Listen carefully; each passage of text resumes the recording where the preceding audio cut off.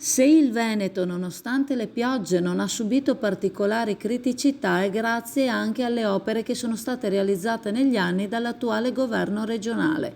In questo contesto, afferma il consigliere regionale PAN, intergruppo Lega Veneta, l'Unione Europea impone di lasciar scorrere i fiumi. È solo grazie alle opere di marginamento e di contenimento che l'amministrazione Zaia ha messo in campo in questi anni che non ci siano stati gli stessi danni che perturbazioni simili hanno provocato in passato, proteggendo territori che sarebbero altrimenti stati a rischio. Importanti gli interventi messi in campo dalla Regione, ma anche tutta l'opera dei consorzi di bonifica, che sta permettendo a molti comuni di essere al sicuro. Sono 13 bacini già realizzati, ma altri in corso d'opera. La Regione ha investito circa 3 miliardi e mezzo in euro in opere di difesa idrogeologica, aprendo oltre 2500 cantieri per opere in difesa del suolo. A questo investimento si aggiungono circa 40 milioni di euro annui investiti in opere di manutenzione.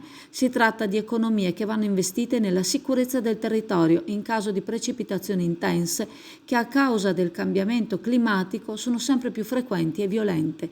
Si tratta di prevenire e cercare di salvaguardare i comuni, i paesi e le persone che li abitano.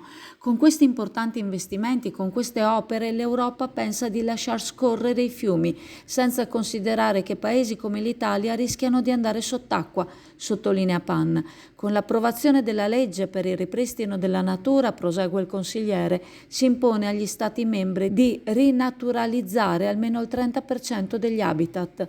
Per l'ennesima volta, conclude PAN, l'Europa dimostra uno scollegamento con le necessità dei territori e non tiene tra l'altro conto della pericolosità del cambiamento climatico.